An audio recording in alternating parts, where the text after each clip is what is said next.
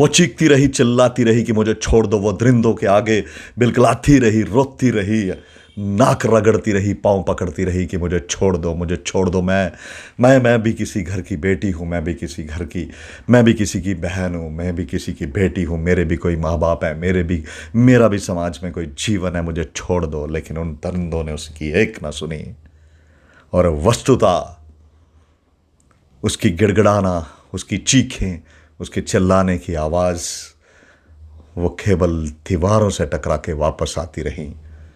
कोई उसकी मदद करने वाला नहीं था, और अंत में वही हुआ। जी हाँ, हम बात कर रहे हैं कोलकाता की उस मेडिकल छात्रा की जो उड़ीसा से कोलकाता में मेडिकल की पढ़ाई पूरी करने गई थी। हालांकि वो द्वितीय वर्ष की छात्रा थी। रात को उसे भी क्या पता था कि जो वो डिनर अपने दोस्तों के साथ करने जा रही हैं, वो डिनर उसके लिए एक भयंकर काल बन के आएगा। और उसकी चीखें, उसकी चिल्लाने की आवाज़ें भी उस रात के सन्नाटे में दब के रह गईं। और उस अबला के साथ, उस द्वितीय वर्षीय छात्रा के साथ इन दरिंदों ने एक गैंग रेप जिसे कहते हैं वो किया। हालांकि अब वो मेडिकल की जो छात्रा है वो हॉस्पिटल में उपचाराधीन है। उसका उपचार इस समय जारी है, और हम ईश्वर से भी ये दुआ करते हैं कि वो शीघ्र अतिशीघ्र स्वस्थ हो। लेकिन जो घाव उसके मानसिक स्वस्थ पे लगा है, जो घाव उसके परिवार को मिला है, जो घाव, ये एक ऐसा घाव जो जीवन पर्यंत उसका पीछा करेगा, इसकी भरपाई क्या कोई कर सकेगा? और सबसे बड़ा तुर्रा ये है कि पश्चिम बंगाल की जो मुख्यमंत्री हैं ममता बनर्जी, वो अपना कर्तव्य भूल के इस प्रकार की एडवाइस, आज 21वीं सदी में इस प्रकार की एडवाइस दे रही हैं। वो कह रही हैं कि देखिए, छात्राओं को रात के समय बाहर नहीं निकलना चाहिए, हर जगह पुलिस मौजूद नहीं रहती। हम मुख्यमंत्री साहिबा को ये बताना चाहते हैं, देखिए, पुलिस हर जगह हर समय मौजूद नहीं रहती, लेकिन फिर भी एक कानून का राज होता है, फिर भी कानून का एक डर का एक माहौल होता है। यदि आप कोलकाता की बात करें तो इससे पहले एक मेडिकल की छात्रा के साथ भी यही हुआ। उसका तो मर्डर कर दिया गया। एक लॉ स्टूडेंट के साथ भी इस प्रकार की वारदात हुई, उसका भी रेप के बाद कत्ल कर दिया गया। इस प्रकार की ना जाने अनगिनत घटनाएं पश्चिम बंगाल में आए दिन होती रहती है। मैं पश्चिम बंगाल ही नहीं, यदि अब देश की भी बात करें तो कई जगहों पर ऐसी घटनाएं, रेप केसेस होते हैं। और ये रेप केसेस ऐसे होते हैं कि हम आप सबका जो सर है वो शर्म से झुक जाता है। हम सोचते हैं कि हम किस समाज में रह रहे हैं, यह कौन सा समाज है जिसमें हमारी बहनें, हमारी माएँ, हमारी बेटियाँ ही सुरक्षित नहीं हैं। वो क्या सोच के उड़ीसा से, क्या सोच के वो पश्चिम बंगाल में मेडिकल की पढ़ाई करने की होगी? वो क्या सोच के उसने ख्वाब पाला होगा कि वो मेडिकल की पढ़ाई करेगी, डॉक्टर बनेगी और लोगों की सेवा करेगी। लेकिन देखिए किस प्रकार के हालात का उन्हें सामना करना पड़ा। क्या इस देश में इस प्रकार का कानून, क्या पश्चिम बंगाल में इस प्रकार का कानून बना देना चाहिए कि रात को कोई भी महिला, माँ, बहन, बेटी घर से बाहर ना निकले, क्योंकि हर जगह पुलिस मौजूद नहीं रहती है? हम समझते हैं कि जो देश के नीति निर्धारक हैं, हम समझते हैं कि पश्चिम बंगाल की जो मुख्यमंत्री हैं ममता बनर्जी, उन्हें भी अपने भीतर झांकना चाहिए। उन्हें उस बाप की आवाज़ सुननी चाहिए, उस लड़की के बाप ने जो कहा कि जिस प्रकार का बयान ममता बनर्जी ने दिया है, मेरे दिल पे गहरा आघात लगा है। मैं ममता बनर्जी से ये कहूँगा कि मेरी बेटी को इंसाफ दिलाएं। ममता बनर्जी भी किसी की बेटी है, ममता बनर्जी की भी कोई माँ रही होगी, ममता बनर्जी भी किसी की बहन है। ये उस बाप ने कहा। ये कितने हृदय विदारक, कि कितने दिल को चीरने वाले ये शब्द थे, जो शायद मैं समझता हूँ यदि ममता बनर्जी उन शब्दों को ध्यान से सुने तो उनकी भी आत्मा भीतर से चिल्ला पड़ेगी। एक बाप की जो दर्दनाक अपील उस बाप ने की है। लेकिन बात हम ये करते हैं कि आज जिस प्रकार आए दिन हम पढ़ते रहते हैं, कहीं ना कहीं हमारी बहनों के साथ, हमारी बेटियों के साथ, कभी ट्रैवल करते हुए ट्रेन में, कभी किसी निर्जन स्थान पे ऐसी घटनाएं होती रहती हैं। हम समझते हैं ये समाज का जो विघटन है, इस प्रकार की समाज की जो कुरीति है, इस कुरीति को हम आपसे भी ये पूछते हैं कि किस प्रकार इस कुरीति से उभरा जाए, किस प्रकार इस कुरीति को कुचला जाए, किस प्रकार ऐसा तंत्र बनाया जाए कि जिसमें हमारी बहनें, हमारी बहुएं, हमारी बेटियां वो अपने आप को सुरक्षित महसूस करें।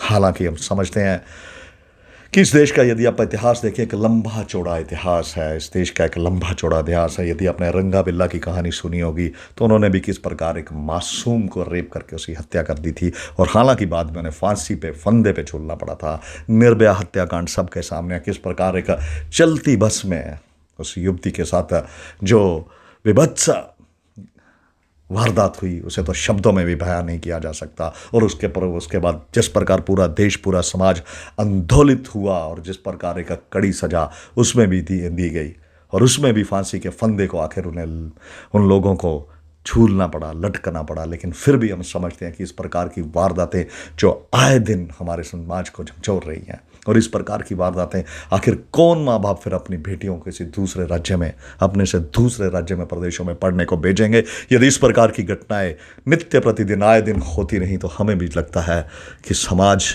को इसमें अवश्य चिंतन करना होगा। और चिंतन के साथ साथ हम समझते हैं कि सबसे बड़ी जो जिम्मेदारी है वो हमारे नीति निर्धारकों की है, वो उस प्रदेश की है, वो उस प्रदेश के मुख्यमंत्री की है। अरे किस प्रकार ऐसी बातें हो जाएं? यदि प्रदेश का मुख्यमंत्री सजग हो, कानून का शासन हो, और ऐसे गुंडों को एक बार कड़ी से कड़ी सजा दी जाए, एक ऐसी सजा दी जाए उन्हें इस प्रकार से, जिस प्रकार हम समझते हैं कि जिस प्रकार उत्तर प्रदेश के मुख्यमंत्री माननीय योगी आदित्यनाथ जो उन्होंने कर दिखाया है उत्तर प्रदेश में, निस्संदेह वो एक प्रशंसा के अधिकारी है। उन्हें सैल्यूट करने को, दिल से सैल्यूट करने को मन करता है।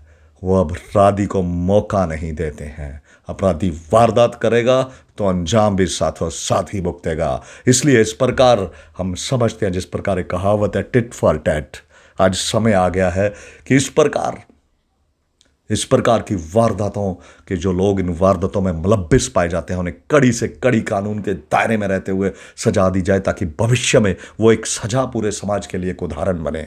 आज कलकत्ता की हमारी वो बहन जो इस समय हॉस्पिटल में ज़ेर इलाज है, उनका इलाज चल रहा है, डॉक्टरों की एक पूरी टीम उनकी निगरानी कर रही है। और हालांकि अब कुछ वुमेंस कमीशन के लोग भी वहाँ पर जा रहे हैं, उन्हें न्याय दिलाने की बात कर रहे हैं। ये अच्छी बात है। कुछ गिरफ्तारियाँ भी इस केस में हुई हैं। मैं कहता हूँ कि महज गिरफ्तारियों से नहीं, ये जो पूरा तंत्र है, ये जो पूरी एक ऐसी सोच है, उस सोच को कुचलना होगा।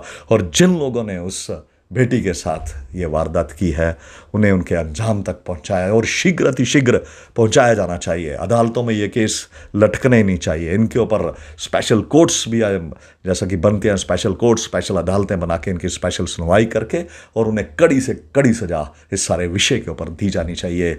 ये जो इस प्रकार के जो विभीषण मैं कहता हूँ कि विभत्स जो गैंग रेप्स, हत्याएं, मर्डर्स हमारी नौजवान बेटियों के साथ होती हैं, तो वो निस्संदेह एक आपको अंदर से हिला के रख देती हैं। तो हम सरकार से, हम प्रशासन से भी और तमाम समाज सेवी संगठनों से भी ये विनती करते हैं कि वो तमाम आगे आएँ इस संघर्ष में। हम आपके साथ हैं। आवाज़ आपकी ये जो आवाज़ है, हम अपने वीडियोस के माध्यम से, हम अपनी जिस भी प्रकार से हम अपनी लेखनी के माध्यम से भी उठाते रहें, ताकि समाज में हमारी बहुएं बेटियाँ सुरक्षित रहें। आपको हमारा ये वीडियो कैसा लगा कमेंट बॉक्स में जाके ज़रूर बताएं। और जाते जाते आप सबसे यह निवेदन है कि मेरा ये चैनल, आपका ये channel talks with Indrajeet Sambyal, इसे लाइक करें, सब्सक्राइब करें, शेयर करें। अपने इस चैनल के माध्यम से जो भी समाज में ऐसी घटनाएं होगी हम उसे समाज के समक्ष लेके आएंगे और उनके ऊपर एक पुरजोर आवाज़ उठाएंगे। आवाज़ ही नहीं उठाएंगे, बार बार उठाएंगे, ताकि वो जो भी दोषी, जो भी ऐसे व्यक्ति जो इस प्रकार की घटनाओं में शामिल हैं, मुलव्विस हैं, उन्हें उनके अंजाम तक पहुँचाया जाए। और अंत में उस हमारी बहन के लिए हम फिर ईश्वर से ये प्रार्थना करते हैं कि वो शीघ्र अतिशीघ्र स्वस्थ हो के वो पुनः अपने काम पे लौटे, अपनी पढ़ाई को जारी रखे। हालांकि इस घटना को भूलना तो मुश्किल होता है, लेकिन फिर भी ईश्वर शक्ति जो है कि वो पूरे समाज में एक प्रेरणा लेके सामने आए, उनके माँ बाप को भी ये जो घटना है उसे सहने की शक्ति दे। इन्हीं शब्दों के साथ हम आपसे विदा लेते हैं और एक बार फिर जाते जाते आपसे निवेदन करते हैं कि मेरे इस चैनल, आपके इस channel talks with Inderjeet Singh Sambyal को सब्सक्राइब करें, लाइक करें, शेयर करें। धन्यवाद। जय हिंद, वंदे मातरम, भारत माता की जय।